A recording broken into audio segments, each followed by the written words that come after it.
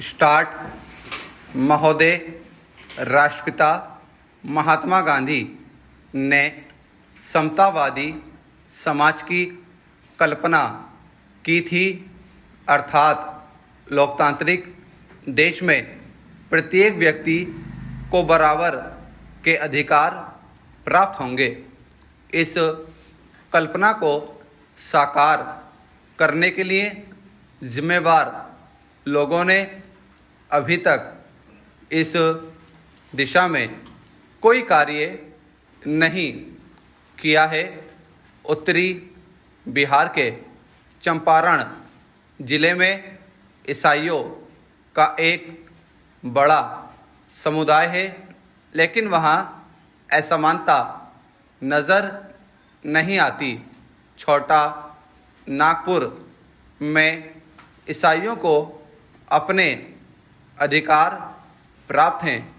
मेरी यह राय है कि निःशुल्क और अन्य अनिवार्य शिक्षा प्रदान करना ही पर्याप्त नहीं होगा। इसके साथ साथ व्यावसायिक प्रशिक्षण भी दिया जाना चाहिए। हमारे प्रांत के मुख्यमंत्री ने जिले के 50 पिछड़े गांवों को विकास करने का कार्यक्रम शुरू किया है।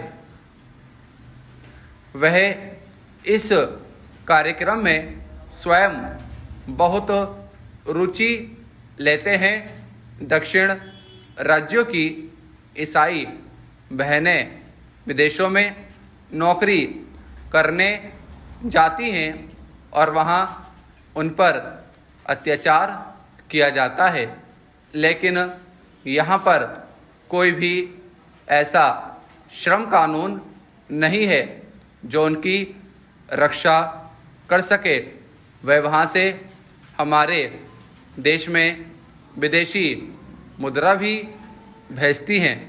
अतः हमें इन सब पहलुओं पर गंभीरतापूर्वक विचार करना चाहिए। मैं विधेयक का समर्थन करता हूँ। अनेक विदेशी शासकों ने हमारे देश पर बहुत वर्षों तक शासन किया, क्योंकि हमारा भारतीय समाज उस समय कई जातियों और वर्णों में बटा हुआ था।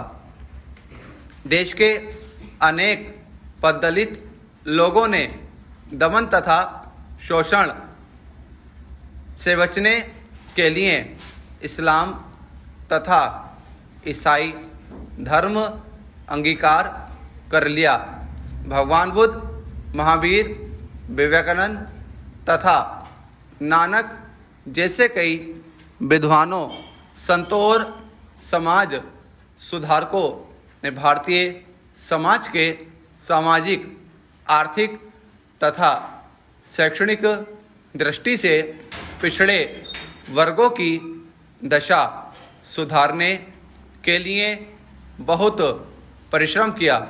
इनमें से कुछ महापुरुषों ने तो हिंदू समाज तथा हिंदू धर्म की बुराइयों को दूर करने के लिए अपने जीवन का बलिदान भी कर दिया, ताकि देश के सभी लोगों को जाति, वर्ण तथा धर्म के आधार पर बिना किसी भेदभाव के समान अधिकार दिए जा सकें। किसी अन्य धर्म को अंगीकार कर लेना भी विभिन्न वर्गों के लोगों की आर्थिक दशा को सुधारने का अंतिम हल नहीं है। अतः मैं सरकार से अनुरोध करता हूं कि अनुसूचित जातियों तथा अनुसूचित जनजातियों को जो जो सुविधाएं उपलब्ध हैं, वे सभी सुविधाएं ईसाई धर्म अपनाने वाले पिछड़े जाति के वर्गों को भी प्रदान की जाए। जनता दल तथा भारतीय जनता पार्टी की सरकारों ने इनके लिए कुछ नहीं किया। महोदय, मैं विधेयक का समर्थन करता हूं। यदि कोई अनुसूचित जाति, अनुसूचित जनजाति का व्यक्ति किसी अन्य धर्म को अपनाना चाहता है तो उसे धर्म परिवर्तन का यह अधिकार मिलना ही चाहिए। किसी विशेष धर्म को अपना लेने से उसे उसके उन लाभों तथा सुविधाओं से वंचित नहीं कर देना चाहिए जिनका उपयोग वह धर्म परिवर्तन से पहले कर रहा था। अनिवार्य शिक्षा से भी समाज के विभिन्न वर्गों के बीच समानता की समस्या हल नहीं हो सकती। इसलिए अनुसूचित जातियों तथा अनुसूचित जनजातियों तथा पिछड़े वर्गों को सरकार द्वारा विशेष संरक्षण दिए जाने की आवश्यकता है, क्योंकि समाज के धनी तथा संपन्न वर्गों के लोग उनका कई शताब्दियों से शोषण और दमन करते आ रहे हैं। भूमि सुधार एक महत्वपूर्ण समस्या है। भूमि सुधार कार्यक्रम लागू करने के कांग्रेस शासित राज्यों का कार्य निष्पादन संतोषजनक नहीं रहा है। अतः मैं अनुरोध करता हूं कि फालतू भूमि को सभी भूमिहीनों के बीच तत्काल बांट देना चाहिए। इससे समाज की सुविधाओं से वंचित वर्गों को संरक्षण मिलेगा और उन्हें समाज के अन्य वर्गों से समानता दिलाने में सहायता मिलेगी और इससे देश के किसानों को भी पैदावार बढ़ाने का अवसर मिलेगा, ताकि औद्योगिकीकरण का विकास तीव्र गति से हो सके। हमारा देश एक धर्मनिरपेक्ष देश है और इसका उल्लेख संविधान में किया गया है।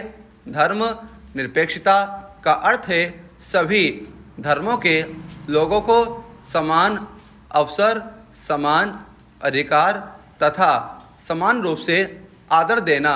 अनुसूचित जातियों के उन अल्पसंख्यक समुदायों को जिन्होंने अपना धर्म परिवर्तन ईसाई धर्म आदि अन्य धर्मों को अपनाकर किया था, मान्यता नहीं देना बहुत ही आपत्तिजनक बात है और अवैधानिक भी है।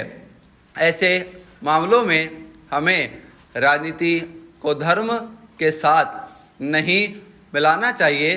अनुसूचित जातियों के लोगों को धर्म के साथ कोई लेना देना नहीं है। जहाँ तक इन जातियों की सामाजिक दशा, आर्थिक स्थिति तथा शैक्षणिक स्तर का प्रश्न है, मैं अनुभव करता हूँ कि सरकार को यह सुनिश्चित करना चाहिए कि आरक्षण के लाभ हमारे इन अभागे पददलित भाइयों को भी मिलने चाहिए।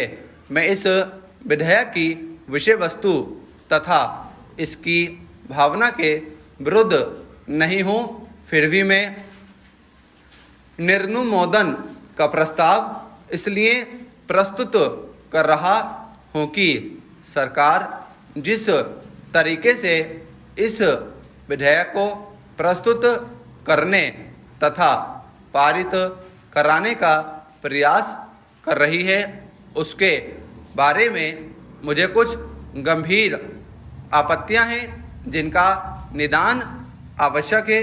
स्टॉप।